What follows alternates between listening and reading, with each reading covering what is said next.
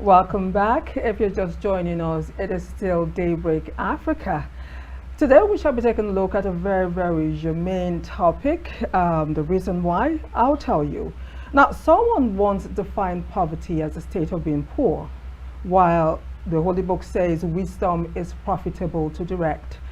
When people do not know, they always stay in darkness. Now, we're taking a look at a topic, vocational training and skill acquisition, Panacea to unemployment in Nigeria.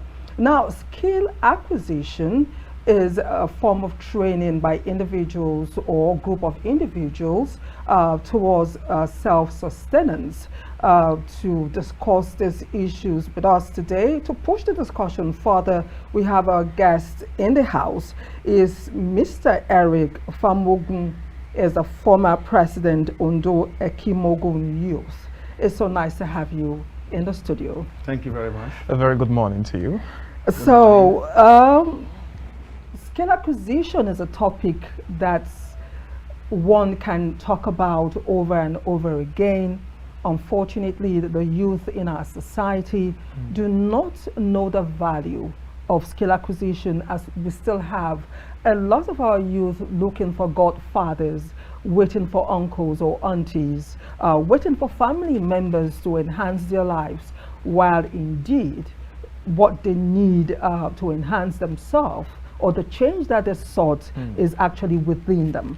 So as someone who has worked a lot with the youth, I would want us to start on that ground. Skill acquisition, how important is it to not just the youth, but anyone who plans to enhance his or her destiny?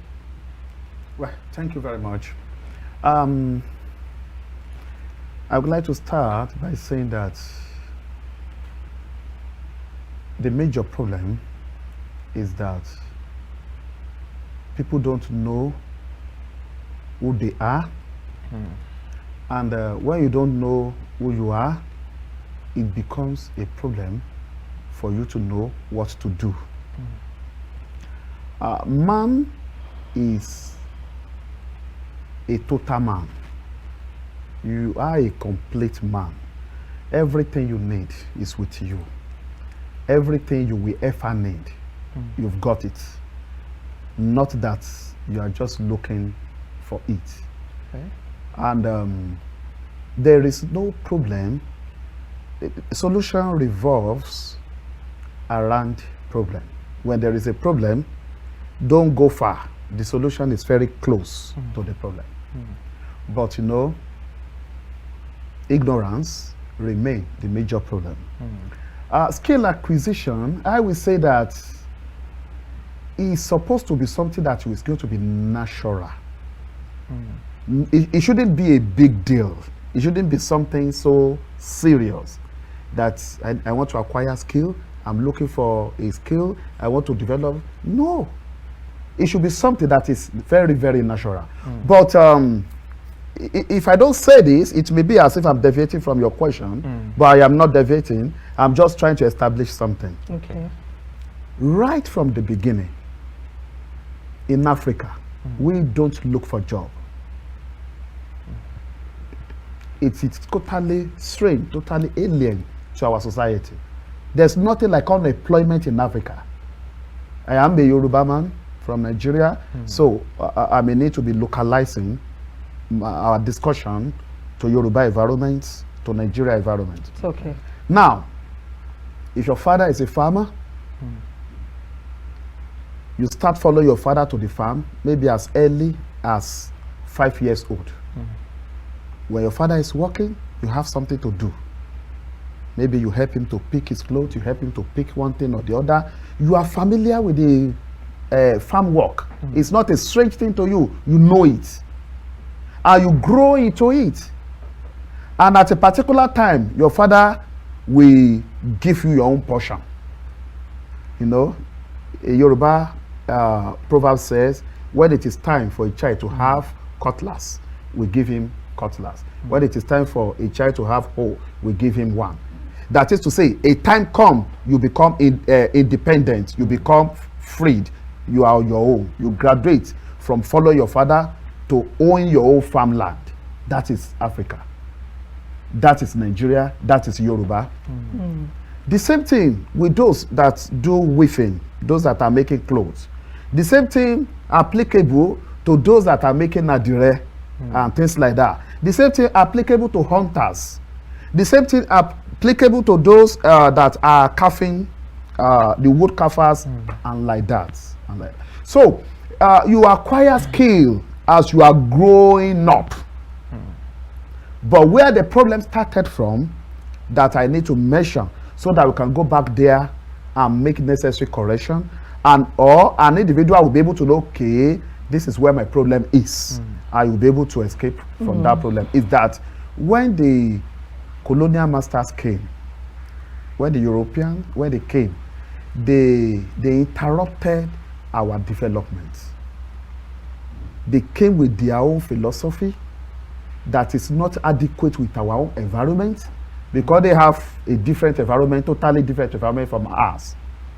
They came with their own education that is totally alien to our society. And that is where the destruction came from. And that is, and we are still bearing the consequence till today. When you talk about white collar job is an introduction of colonial masters. Nobody we don't used to look for a job in Africa that I'm looking for a job where they will be paying me salary and things like that. So every child should grow having a skill. You should know what you are good at. You should know what they do in your family. You should know what they do around you. In those days, we have the family of farmers. We have the family of hunters. That is why when you say, what is your name? You say, Odewale, they know you are from hunters family. And they don't ask you, what is your job again? Because you are automatically a hunter. That is how it used to be. Until when the white men, where they came, and they started introducing another lifestyle that is totally different from our society. All right. I really like the analogy which you've used from the onset, the colonial master. I want to believe that there are a lot of things that the colonial brought to us, but we got the positive from there. Of course, we also have the negative, which you said we are still bearing the brunt as of this moment. Now, the colonial masters, they've come and they've gone. We are left to be ourselves, Nigerians, Africans. Now, this will bring us back to our topic today, talking about unemployment, how skill acquisition can really come in and address a lot of things. If you talk about unemployment today, it's a very big menace in the society, especially with the youth. How they can do it, how they can make things work. Everybody's saying the government, we're talking about from what Anire said in the first place, uncles, godfathers, and the rest. All this are playing a very big role that most people feel they are living their life on negativity. Now we want to look into how unemployment can be curbed by this skill acquisition. How do you think this can really play out? And at the end of the day, of course, you said there was no unemployment before. But right now we have economic issues. So how can we take away unemployment with this skill acquisition? Thank you very much. I'm happy that you got my analysis very well. Everyone, the youth, I'm talking to the youth now, they must first understand that this is the right thing. This is what I'm supposed to be. This is how things ought to be. I supposed not to go to school and come back from school and start looking for a job. They must know that they must have skills. Skills that is capable of feeding you and making you fulfilled. You are your own. You are working. You are getting your money. Nobody is controlling you. Nobody, you are not subjected to slavery. You are not subjected to servitude because you want to eat. So that is what we are saying. So this time around, the youth must realize it, that they have to get a skill. And they don't need to look far away. If you look at yourself very well, you will know a particular skill that you have interest in. You will see it. You will know it. And even some people are doing it, but they are not doing it at a commercial level. That thing you are doing and you are good at is what you're supposed to develop and work on. Now, depending on uncle, waiting for government, waiting for family, waiting for friends, yes, they have roles to play. When you look at process of socialization, I think we have 6 agents of socialization, majorly. We mention family, we mention religious institution, we mention government, we mention peer group and things like that. No, by nature, the way man is, you cannot make yourself. Many factors have to come together to make you. I think it's a good thing if the family, if the society, the traditional institution, if the government, we continue to do a kind of sensitization. Let the youth know the right thing. You have something in you. You have skills that you can develop. Because there are problems in society. You look at a problem, okay, this problem, I can solve it. Then rise up to it and solve the problem. There are several problems in our society today, and the solution is not abroad. The solution is right here with us. We just need to think and see how we can provide solution to those problems around us. So I believe that by the time every youth begin to take up responsibility, learning a skill or developing a particular skill in them, the issue of unemployment will be a forgotten issue. I want to really, as much as I'm enjoying the conversation and the analogies that you've been using all along, I want to bring to our notice what we call the economic factors. We have the environmental factors. Of course, we still have the government. We have a lot of things that might really impede or stop someone from actualizing their dream, especially when you feel like I have the passion in me, I have the skills in me. How do you put all these things together, especially when you don't have these things that you are supposed to have to help you? The environment is not enabling enough. You don't have the fund. The skills is there, yes, but the government policy and everything is not really helping. And the youth of nowadays, they are really clamoring like the government is not there, we don't have help, so a lot of things. How do you make these things work? Well, I want to start by saying that when there is a will, there is a way. You will agree with me. We can still go on to achieve all these things despite the harsh conditions around us. I am not exonerating the government that that government is supposed not to play their own role, but I want to encourage the youth that if some have achieved this thing, then you too can achieve it. I've seen people started their business with 1,000 naira and today they are billionaires. I've seen people started their business with nothing and today they are somebody. If I'm going to give you such an example, I finished my I completed my NYC 2011 February, and I've always been active in politics, in social, my social life. I relate a lot. Okay. So I expected that I would get job quickly, that there won't be any problem. But the first month, I couldn't get job. The second month, I couldn't get job. And by April, I started a coaching center. And how did I start it? I started by teaching people from house to house. If you want to do jump, I will teach you English, language, economics, government, both what I studied in school and what I didn't study. I didn't study anything that relates with science. But I was coaching people for mathematics in jump, for GC, for NECO, for WAEC. Even the mathematics, I don't even know it. I'll just go to Omega shop at Yalade there. I would buy textbooks. I would buy, they call it Keynote then. I don't know whether we still have it now. Keynote, then past questions. I will sit down in the night, I will study, I will do all these things. And when it is daybreak, I start moving from one house to another, teaching people. They will think that maybe when I'm teaching you mathematics, you think that I studied mathematics in school. I won't tell you what I studied in school, of course. You won't ask me. So, I don't believe there is limitation or there is anything that can stop someone who is ready to move forward. I don't believe that. Having said that, I am not exonerating the government. There are rules that government is supposed to play. You know, listening to one of our leaders, one of the aspirants, or let me say one of the candidates in the last presidential election, he will say that Nigeria does not have a government at the moment. And I wanted to argue with him. You know, we invited him for a lecture at Ekimogun Youth Platform. He said Nigeria does not have a government at the moment. I wanted to argue with him, and he went forward by saying that if you say Nigeria have government, they go and check the functions of our government. And I sat back. Pick any book, pick any government textbook, go and check it.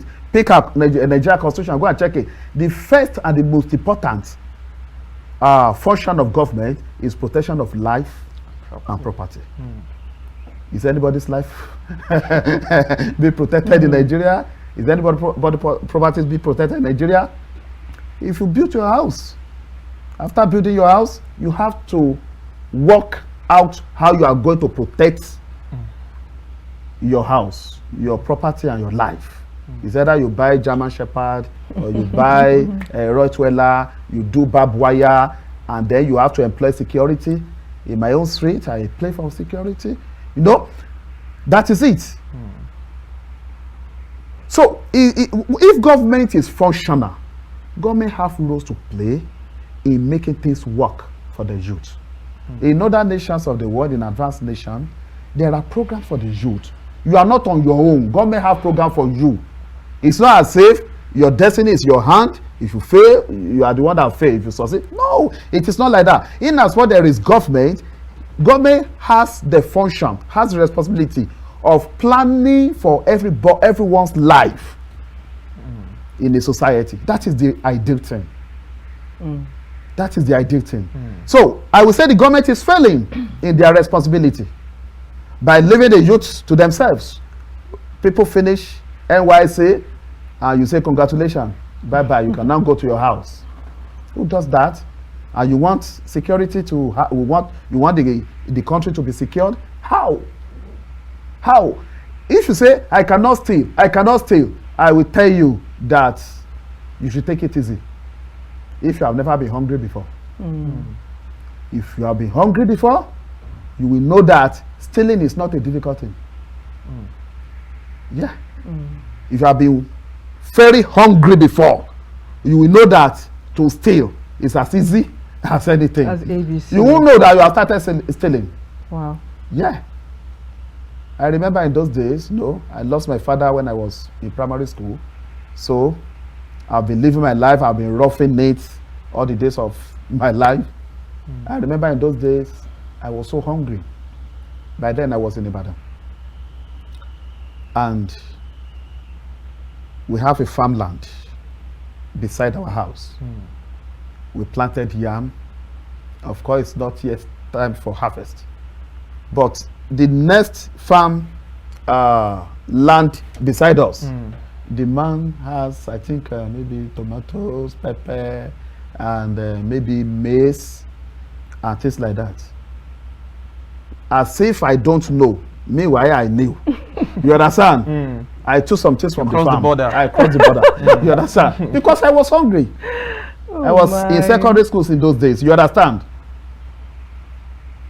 So, what am I trying to say? Eventually, the man is also a neighbor. We settle it, It's like a big brother to us. But that mentality, that ideology has made me to know that people that are stealing, it may not be as if they actually plan to steal in most cases. People that are into, what are they calling it? Terrorism and banditry and things like that. Some of them, they started it gradually. They graduated into what they are doing today. So should we say the environment, like Michael has said? The environment has a lot. Environmental factor. So the environmental factor, the harsh economic policy of the government, and many of all those factors contributed to what we are today. Change the mindset. Change the mindset, let me tell you the truth. If you are very, very depressed, you cannot think right. You cannot think correctly. As I'm sitting down here with you today, I can come up with up to 10, 20 business ideas. Since I entered this your studio now, I'll be thinking of a business that I can do here.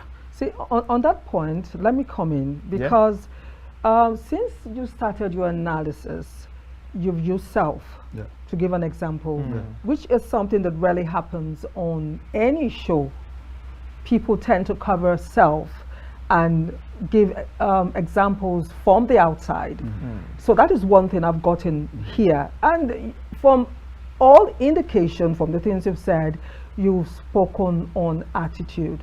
I think attitude, because we're not going to sit here, no, we do not condone people leaving their homes and becoming bandits, because again, the environment that we talk about, we have other Nigerians who grow and breed under the environment. I did write something. It says for skills to be acquired, appropriate knowledge, attitude, habits of thought, qualities of thought, qualities of character must be learned or acquired to enable the acquirer develop intellectual, emotional, and moral character which prepares him or her for a brighter future.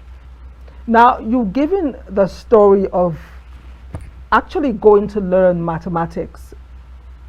You buy the textbooks, you learned it, you mastered it to the extent you were able to teach and earn monies from it. Let us take a look about the attitudes of our youth right now.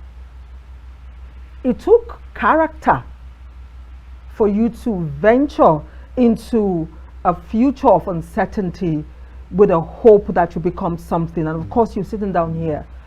Why don't you tell us about the role of character and attitude towards success in terms of acquiring a trade that will change one from poverty to a future that one aspires for? Thank you very much for wanting me to emphasize more on that. You see, many a times when you see a successful man talking, he's very careful. You know, one of our musicians, Yinka Ayefele by name, he said, when you become rich, don't call your friend a lazy man. You understand? And this makes many people to be very careful in saying it the way it's supposed to be. As a matter of fact, what I say that has affected many of our youth is lack of creativity, laziness, and wrong mindset. Maybe you heard it before, they say education is a scam and things like that. Wrong mentality, laziness. No. Some people, even those who have opportunities, are they taking up the opportunities? Those who actually have opportunity, are they taking it? Are they taking it? We were to do a get-together yesterday. They brought goats for us. Those goats, we bought one for 100,000 naira. And one of our leaders was there in person of Honorable Jibayo Adeyeye.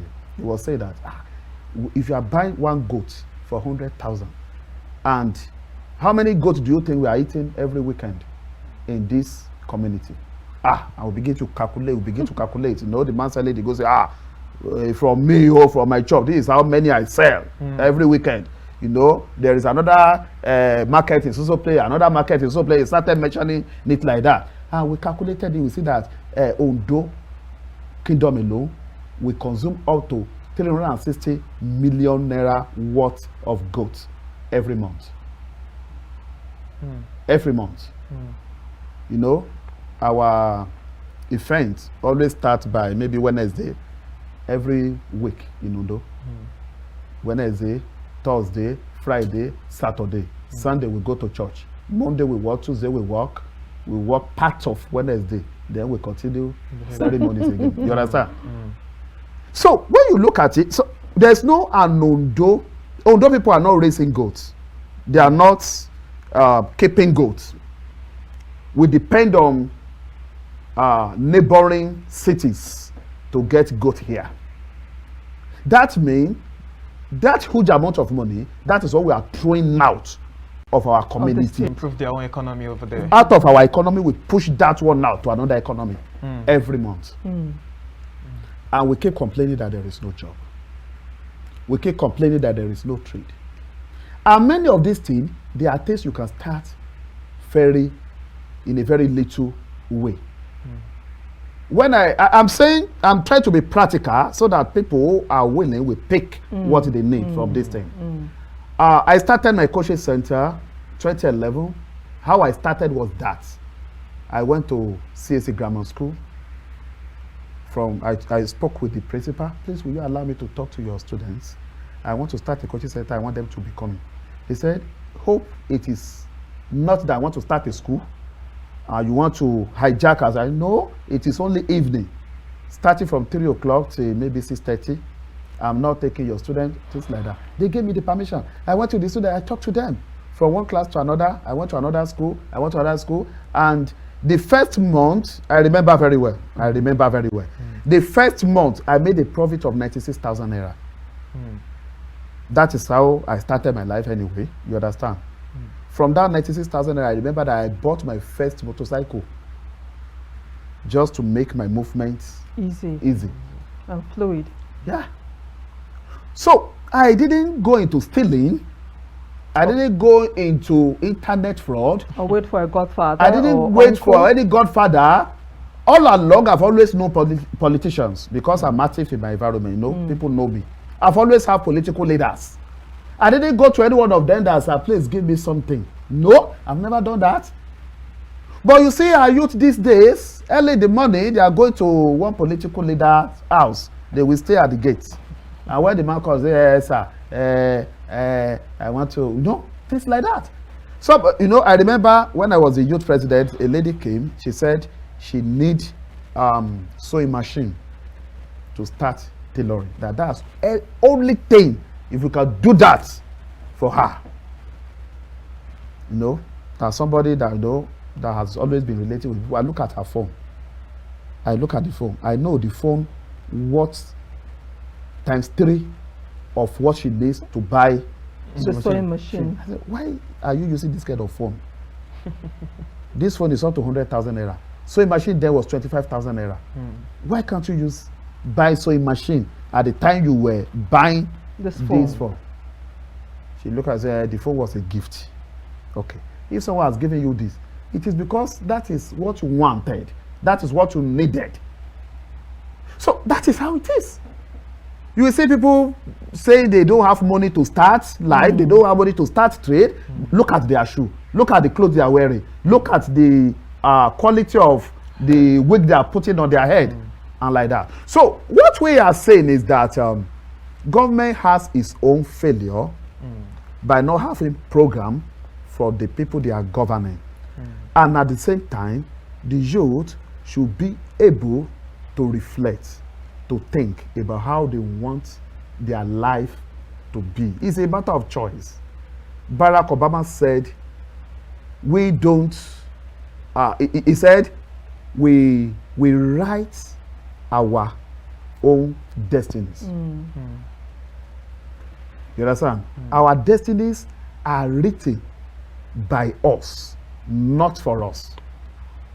That's how he put it. Our destinies are written by us, not for us. Who is writing nonsense for you? Who is saying you are not going to be rich? Who is writing it that you cannot make it? They are lies. Now, let's take a look at our educational structure as a nation. There are some nations that when you get to, there's a way that they have structured their education, that while you are in school, you are also learning a vocation. You are learning something so that you can be self-dependent. Now, if you look into Nigeria, if you're studying medicine, you are medicine, nothing attached to it. If you're studying mass communication, that is just what you are there to do. So now, it's not to bring about jack of all trade and master of none, but we understand that if you understand the economic situation of Nigeria, that your job is not promised. There's something you're supposed to be able to fall back to. So what are the kind of things you will advise the government the educational sector to put in place so that when every youth coming out of the university, coming out of the institution, they can beat their chest and say, okay, if education does not work, I have something that I can use to live my life. Of course, you know, this will also channel back, reducing the crime rate, unemployment, people just moving around the street doing nothing in the country, and also bring back the economy, making everything go well, because of course, if they are making money, they are going to pay taxes and everything will be going fine in the country. So if you want to advise, what are the things you are going to say to the government, to the educational sector? Well, I think people in government know this, that our education is not adequate. I believe they know. And I believe they are working on it. Don't forget, we are just having a new administration led by President Bola Ahmed Tinubu. I strongly believe that the government is working on that. For education to be adequate, it must be relevant. Of course. Relevant to the environment, relevant to our situation. You know, when I want to draw curriculum, the first thing is situation analysis. Of course. Situation analysis means that we look at the problem on ground. That is what gives birth to curriculum. That's the objective of curriculum. What are the challenges? What are our problems? As for me now, I don't think there is any subject or any program in school that are addressing our problems the way they are. Our subjects, our topics, the courses we learn in university, they must be tailored towards the problems that we have. I will give you an example. It is the education program, education curriculum in England cannot be the same with the one we are going to have in Nigeria. Why? We don't have the same weather. We don't have the same culture. We don't have the same environment. That is how education must be. Education must be relevant. Secondly, education must be problem solving. Education must be tailored towards solving problems that we have in our society. For instance, now, I know, if I'm not mistaken, that we have faculty of maybe departments that are studying electrical engineering in our universities. You have departments for electrical engineering, and we have people that are studying this, and there are funds being given, and yet our electricity problem still persists since 1960. Then we should know that education is not adequate. Why is that problem not being solved? So are you saying that the graduates that are graduating from such departments are the ones that are getting, let me say, half-baked education, or they are not given the right manpower for them to carry out what they are supposed to do? I believe they are not given education at all. I believe education has not been given. If that is the case, if that is the case, now let's take a peep into the medical system. If they are being given half-baked kind of lecture, and let's say they are not even given education, as you said, we have doctors in Nigeria that are moving outside and they are doing very well for themselves. We have been seeing the Jackpot syndrome every time. So if these people, as you said, are not being given the right education, instead, which I want to believe is the enabling environment for them to showcase what they have learned back in school. If they are not being given the right education, so why are they succeeding outside Nigeria? I want to tell you this. One, I have not made medicine as an example. As far as I'm concerned, I believe medical doctors are doing fantastically well, even in Nigeria here. The doctors are great. I respect them a lot. Presently, I've been in England for some time. And I know that our doctors here are doing well. They are doing well. But I want to tell you that there are some problems with our curriculums. There are some things that are supposed to be inside that are not there. And I'm using that electricity as an example. I believe that if we are having education, we are having a curriculum addressing that problem of electricity, then by now we should have a stable electricity in Nigeria. That is my own belief. If an education is not solving problem, then it is a useless education. Now, I would like to still ask a story, Anire. I love the part that you really love using what is on ground, that is reality. Yeah. Now, we have more petrol filling stations than refineries in the Nigeria as it is today. Yeah. We have more filling stations than where the fuels are being produced. I want to believe these places are not being owned by the poor people. Yeah. Now, let's go very straightforward with this. If these poor people are not the one that owns these, definitely it's the rich individuals that owns these places. So do you think these rich individuals want the electricity power supply in the country to be stable? Well, it doesn't matter whether they want or not. Government regulation is supposed to do that. Why should an individual just be doing business? You make your profit alone, you do everything alone, government is not having impact, government is not looking at it. Although I know there are government agencies, we have the Department of Petroleum Resources, DPR, I know the name has been changed in the recent time. We have many other control agencies like that. But how functional are they? Does corruption allow them to function as they supposed to function? So what I am trying to say about education is that education must be relevant, education must be problem solving, and education must impart. Education must impart. If these three things are not happening, to me, education is not taking place. And that is why I will urge the government that if Nigeria will ever be great, we should go back into that. Let's look at our education critically. Any subject that is not solving any problem, remove it. We don't need it. Then the problem we have, let's design program around our problems. We have the problem of banditry now. We have the problem of kidnapping. We have the problem of terrorism. Something led to it. It didn't just happen. Why are we no longer teaching history in our secondary school, in our higher institution? Why is history not a compulsory subject? Why don't we know where we are coming from? You know, when it's a paradox. Yeah, It's a serious paradox. many at times you see people fighting wrongly. They argue blindly. It's not their fault. They don't know. They don't know. Do you know that I don't want to be tribalistic? I want to try as much as possible. You know, but at the same time, you know, truth must be told. At times you hear it as saying that the Igbos are right. The Igbos are right. You know, the IPOB, where they talk about IPOB, where they want to say Biafra must go, all this kind of thing. And when you look at it, that the constitution they are complaining about, this kind of system of government, they are saying that why should everything be centralized? Who is the leader? Who was the leader that introduced it? Which tribe did that leader come from? And you begin to see that people are just shouting unnecessarily. You know, former President Buhari said it then. He said, as far as it's concerned, he believed that Nigeria constitution is okay.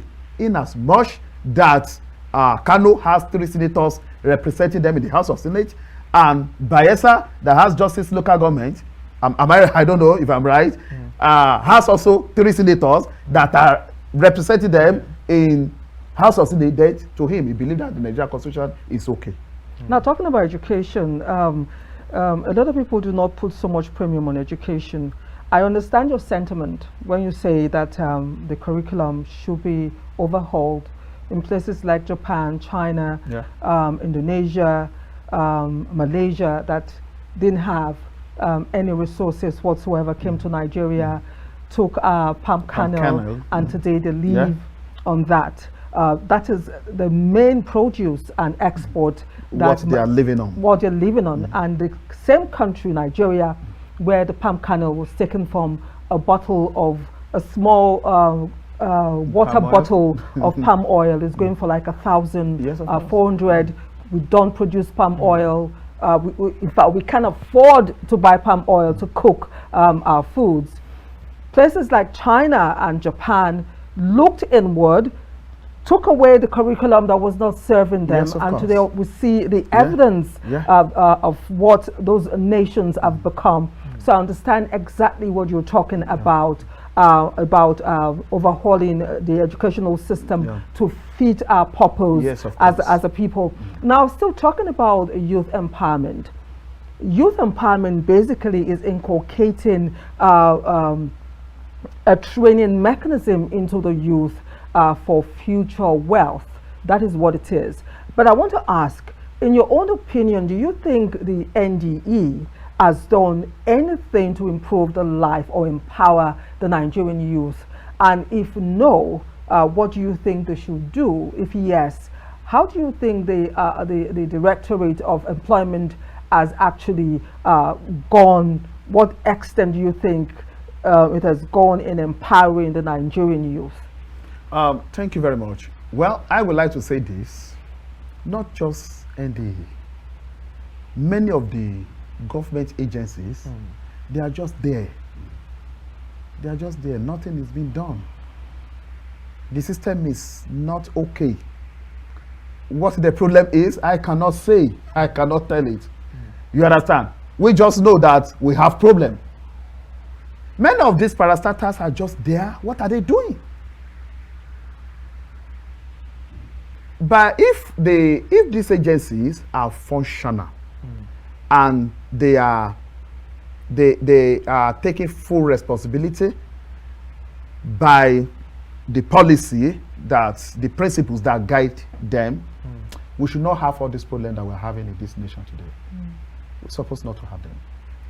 So I believe that we have a fundamental problem of the leaders not doing the right thing, or the followers also not doing the right thing.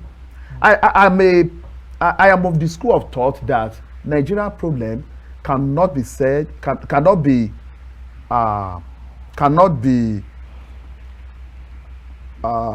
you can't just say that it's only government that is responsible for the problem we have in Nigeria. You can't say that. You can't say that. When a child of 17 years old, 18 years old, going into internet fraud and stealing money, hacking into people's accounts, and doing all manner of fraud, what will you say led him to that? Is it too late for someone to get rich at 20, at 25?